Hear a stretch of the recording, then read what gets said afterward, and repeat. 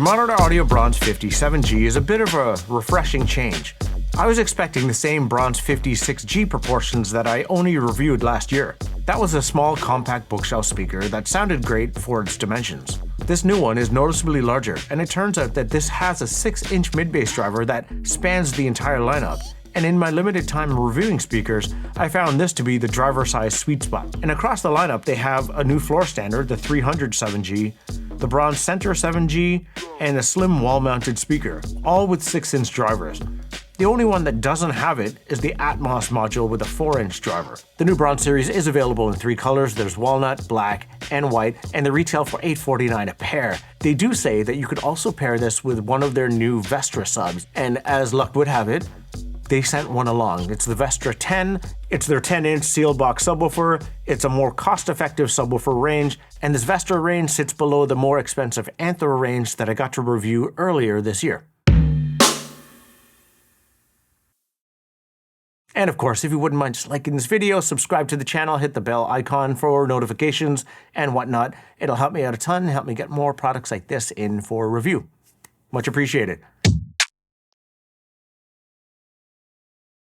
The Bronze series has always been attractive, but this new one in the white colorway that I got in for review with the exposed plywood edged front baffle is just sweet. And sometimes it's those little things, the small little touches that make a speaker stand out from the others. It's a two-way speaker, and it features a 25mm C-cam gold dome tweeter. The grill that protects the tweeter has a hexagonal pattern to it, and it also blends into the hexagonal etching on the waveguide. It looks really smart. There is that new 6-inch C-cam mid-bass driver with upgraded motor systems and voice coils, a new crossover design, a rear-firing bass port, and a realwood plywood baffle. While the Vestra 10 features a high linear excursion 10-inch C-cam driver, a 250-watt Class D amplifier, sealed enclosure, 3 EQ preset modes, stereo unbalanced RCA inputs, an LFE input, 12-volt trigger, and a 3.5mm mono jack. It's available in black and white. My review sample arrived in white, and it has a black fixed grille. As an aside, I'm not a big fan of this new trend of fixed grilled subwoofers, first with Q Acoustics and now Monitor Audio.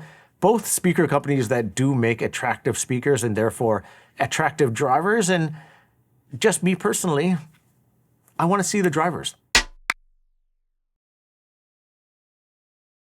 I set these speakers up where I do every other speaker that I get in my space, about 8 feet apart on either side of my media unit, about a foot away from the front wall.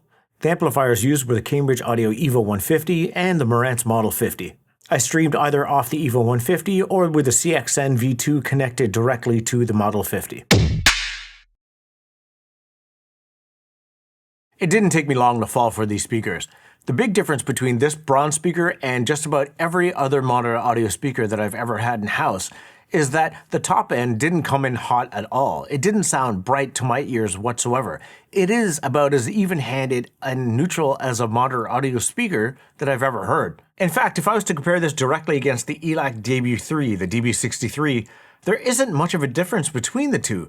They both have a great sense of air and spaciousness up top, while also having a smooth character. It's not something that I expected.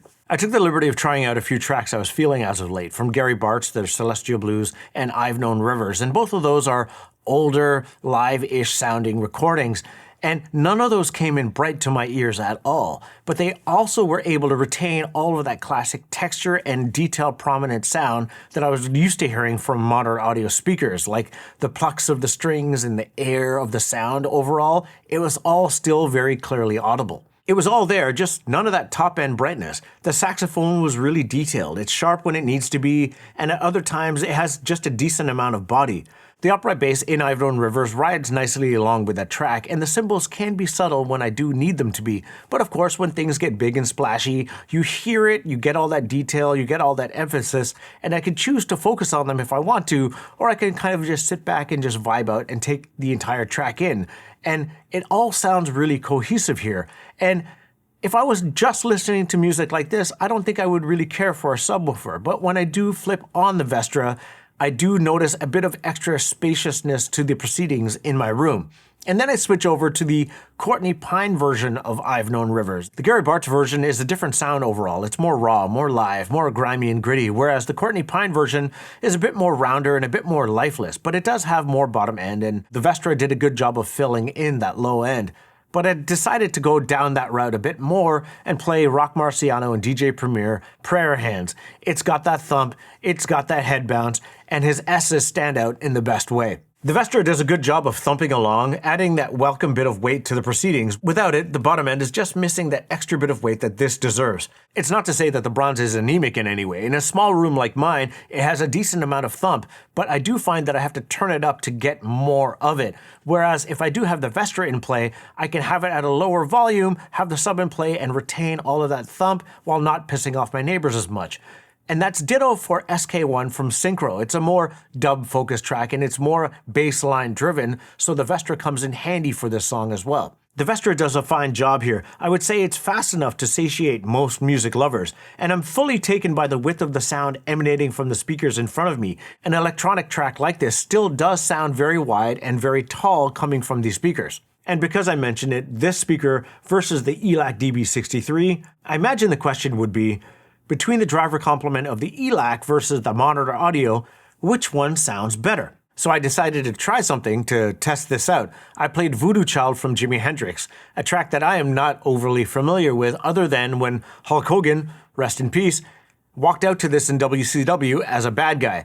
It's got electric guitars in it, and when I played it back in my crappy Kia Rio with an awful sound system, it sounded horrendous. So I figured I would base it on the sharpness of the guitars and which speaker hurt my ears more. Only none of them did. They both sounded really good with my limited experience with this song. My kids, on the other hand, they beg to differ. They hate the song. Now, aesthetically, between the ELAC and the bronze, it's not even a comparison. The Modern Audio dog walks the ELAC. Even though the ELAC does have a new walnut colorway, it makes sense. That speaker is wildly popular. Just the Modern Audio bronze, it just looks so much better in every way, and I prefer looking at it and having that set up in my room.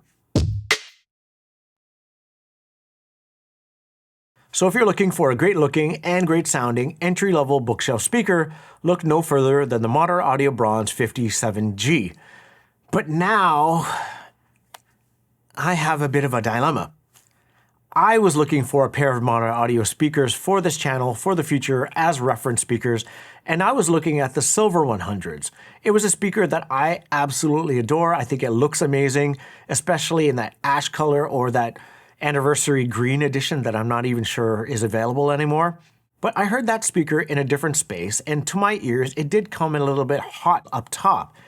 And now I'm wondering, was it so much the space I was hearing it in versus the speaker? Because in this space, every subsequent Modern Audio speaker that I've heard didn't really come in hot to my ears at all. So do I go for the Silver 100s, or do I retest it out here in this space? Or do I go for this Bronze 50? Or do I go for the Studio 89, a speaker that I absolutely adored, but is a bit more cost prohibitive? What do you think?